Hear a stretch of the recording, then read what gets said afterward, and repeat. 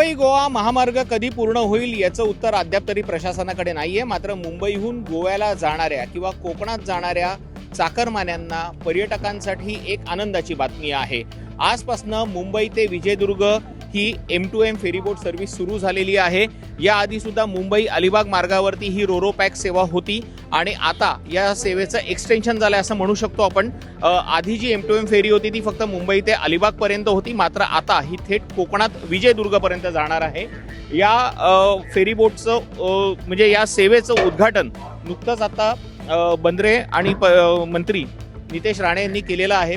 जर आपण बघायचं ठरवलं तर आतमध्ये या पूर्णपणे आपल्याला गाड्या आता पार्क होताना दिसत आहेत आणि याच्यावरती बसण्यासाठी जागा आहे, वेगवेगळे झोन्स आहेत। जी सेवा आता सुरू केली गेलेली आहे त्यानुसार आता कळतंय की साधारण आठवड्यातनं 4 दिवस ही सेवा सुरू असणार आहे। मुंबई ते विजयदुर्ग या मार्गावरती सेवा असेल आणि हा आतला पूर्ण मी तुम्हाला आता पार्किंग बे एरिया दाखवतो आहे। जी माहिती मिळालेली आहे त्यानुसार इथे साधारणपणे जवळपास 40 ते 45 मोठ्या गाड्या पार्क होणार आहेत आणि त्यानंतर वरची जी सिटिंग अरेंजमेंट आहे तीही सुद्धा वेगळी आहे। आणि यामधली सिटिंग कॅपॅसिटीचा जर विचार केला तर जवळपास 650 माणसं एका वेळेला या फेरीबोटमधनं प्रवास करणार आहेत। जो आत्ताचा प्रवासाचा कालावधी आहे तो 7 तासांचा असणार आहे। त्यामुळे तुम्ही सकाळी मुंबईतनं निघालात, तुमची गाडी इथे खाली पार्क केली, वरती मस्तपैकी समुद्र सफरीचा आस्वाद घेत तुम्ही कोकणात सहजपणे पोहोचू शकणार आहात। मात्र तुम्हाला खिसा हा थोडासा जास्त रिकामा करावा लागणार आहे, कारण की जी माहिती मिळालेली आहे त्यानुसार जर या फेरीबोटमधनं तुम्हाला जायचं असेल तर तुम्हाला कार पार्किंग चार्जेस लागणार आहेत। मात्र त्याचबरोबर तुम्हाला तुमचे सुद्धा पार्किंग चार्जेस म्हणजे तुमचे स्वतः चार्जेस जे आहेत तेही पे करावे लागणार आहेत। त्यामुळे हा आकडा जो खर्चाचा जो वाढणार आहे तो साधारणपणे 8 ते 10 हजारांच्या आसपास असू शकतो। मात्र आता एवढा खर्च हा कोकणात जाणाऱ्या माणसांना परवडणार का, हा एक दुसरा मुद्दा इथे उपस्थित होतोय। मात्र एक नक्की आहे की तुम्हाला जर समुद्र सफारीचा आनंद घ्यायचा असेल, आरामात कोकणात जायचं असेल, ट्रॅफिक जॅममध्ये अडकायचं नसेल तर तुम्ही हा प्रवास नक्कीच करू शकता। आपण बघतोय की नेहमीप्रमाणे कोकणात जाणारे हे चाकरमानीच असं म्हटलं जात होतं, मात्र आता अनेक उच्चभ्रू व्यक्ती आहेत या सुद्धा कोकणात जायला निघालेल्या आहेत। मोठमोठ्या गाड्या आपल्याला दिसत आहेत। त्यामुळे उच्चभ्रू व्यक्तींसाठी ही सफर तर एक नक्कीच आनंदाची ठरणार आहे। एक वेगळा अनुभव नक्कीच इथे घ्यायला मिळणार आहे, कारण की आत्ता जर आपण बघितलं तर कोकणात जायचं म्हटलं तर किमान 8 ते 10 तासांचा प्रवास आहे आणि तो सुद्धा व्हाया आपल्याला कोल्हापूर करावा लागतो। त्यामुळे हेक्टिक होऊन जातं। मुंबईहून गोव्याला जाण्यासाठी वेगवेगळे ऑप्शन्स आहेत, मात्र आता ही M2M फेरी सर्व्हिस हा एक नवीन ऑप्शन झालेला आहे। मुंबईतनं विजयदुर्गला तर जाणारच आहेत, पुढे मडगावला सुद्धा जाता येणार आहे। त्यामुळे प्रवासाचा एक नवीन अध्याय सुरू झालाय असं म्हटलं तर चुकीचं ठरणार नाही। महाराष्ट्राचे आदरणीय मुख्यमंत्री देवेंद्र फडणवीस साहेबांचं ती दूरदृष्टी, त्यांनी जेव्हा या राज्याचे मुख्यमंत्री असताना त्यांच्याकडे बंदरे खाते पण होतं 14 ते 19 मध्ये, तेव्हा मूळ संकल्पना ही आदरणीय मुख्यमंत्री साहेबांची होती की मुंबई आणि कोकणाला जलमार्गाने आपण जोडलं पाहिजे, जेणेकरून पर्यटन आणि व्यापार ह्याला चालना भेटेल, प्रोत्साहन भेटेल आणि मोठ्या प्रमाणामध्ये कोकणाचा आणि मुंबईच्या दृष्टिकोनातून विकास साधणं आम्हाला सोपं पडेल।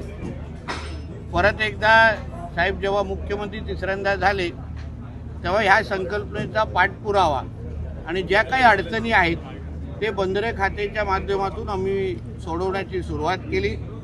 केंद्र आणि राज्याच्या असंख्य परवानग्या आम्ही देवेंद्रजींच्या मदतीने, आदरणीय मुख्यमंत्री साहेबांच्या मदतीने आम्ही सोडवल्या, मिळवल्या आणि आज जो वर्षानुवर्ष जो आमच्या कोकणातल्या जनता ज्याची वाट पाहत होती 84 पासून की आमच्या कोकणाला आणि मुंबईला जलवाहतुकीच्या निमित्ताने जोडण्यात यावं, त्या दृष्टिकोनातून पहिले बोट आज आपण विजयदुर्ग, देवगड, सिंधुदुर्गाकडे आपण सोडतो आहे। आपण प्रतिसाद पाहतच आहात, मोठ्या प्रमाणामध्ये कोकणातल्या जनतेने प्रतिसाद दिलेला आहे आणि ह्या बोटीच्या माध्यमातून कोकण आणि मुंबईला जोडण्याच्या निमित्ताने मोठ्या प्रमाणामध्ये रोजगार आणि पर्यटनाला चालना निश्चित पद्धतीने भेटेल असा माझा ठाम विश्वास आहे. साहेब 1900 तब्बल 45 वर्षाने 81 मध्ये ही बोट 84 मध्ये आज 42-44 वर्ष होत आहेत आणि अनेक लोकांनी अनुभव कथन केलेत. कशा भावना निर्माण होत आहेत मनामध्ये? निश्चित पद्धतीने समाधान वाटतो की आज मी मंत्री बंदरे आणि मत्स्य विकास मंत्री असताना आणि सिंधुदुर्ग जिल्ह्याचा पालकमंत्री असताना ज्या कोकणाच्या विकासाचे स्वप्न आमचे आदरणीय राणे साहेबांनी पाहिले आणि आमच्या सिंधुदुर्गाला आणि कोकणाला जगाच्या नकाशावर जिने आणून ठेवलं, त्याच राणे साहेबांच्या स्वप्न पूर्ण करण्याची संधी आज मंत्री म्हणून मला मिळालेली आहे. मी तर म्हणेन ही तर सुरुवात आहे. अजून खूप काही गोष्टी पाहायच्या आहेत आणि अनुभवायच्या आहेत आणि आज इथं फक्त विजयदुर्गपर्यंत आज सुरुवात केलेली आहे. अजून रत्नागिरी, सिंधुदुर्गाच्या वेंगुर्ला, मालवण, महाड अशा असंख्य स्पॉटपर्यंत ही बोट आम्ही रोरो सर्व्हिस सुरू करणार आहोत. आणि म्हणून मी कोकणाच्या जनतेला विनंती करेन की ह्या आमच्या प्रयत्नाला आपण जास्तीत जास्त प्रतिसाद द्यावा. काही चुका झाल्या असतील किंवा होतीलच, कारण का शेवटी आमचा हा प्रयत्न आहे. आम्ही बोलत नाही की आम्ही 100% सगळ्या गोष्टी चांगल्याच करू, पण काही चुका झाल्या असतील तर ते आम्हाला मार्गदर्शन करावं, आम्हाला सांगावं. आम्ही चुका सुधारवण्यासाठी आम्ही तयार आहोत. पण शेवटी ही आपली हक्काची आजपासून बोट सेवा किंवा जलवाहतूक आम्ही सुरू करतो आहे आणि म्हणून आपण आम्हाला प्रतिसाद द्यावा, आमच्यावर विश्वास ठेवावा. हे चालू करण्यासाठी माझ्या बंदरे खात्याचे जेवढे काय माझे अधिकारी आहेत, सहकारी आहेत, आमचे CO असेल आणि अन्य आमचे सगळे सहकारी, त्यांनी अतिशय उत्तम प्रतिसाद दिला. दिवसरात्र मेहनत केली. याचे जे M2M फेरीचे जे मालक आहेत त्यांनाही मी मनापासून आभार मानेन की त्यांनी एक अतिशय उत्तम सोय आमच्या कोकणाच्या लोकांसाठी सुरुवात केलेली आहे. मला वाटतं एक चांगली सुरुवात आहे. आज 8 वाजल्यापासून ही बोट सुटणार होती, म्हणून आता आपण अगर सगळ्यांनी परवानगी दिली तर आपण कोकणाकडे ही बोटीला रवाना. धन्यवाद. विशेष करून विमानतळापाठोपाठ नंतर ही बोट होतं, कारण की विमानतळाचं एक स्वप्न मोठं होतं आणि त्यानंतर ही बोटचं स्वप्न आहे. बघा, शेवटी स्वप्न पूर्ण करण्यासाठी जनतेच्या आशीर्वादामुळे आम्हाला प्रतिसाद मिळतो. आज कोकणाच्या जनतेने महायुतीच्या सर्वच लोकप्रतिनिधींना निवडून दिलेलं आहे, भरभरून मतदान केलेलं आहे.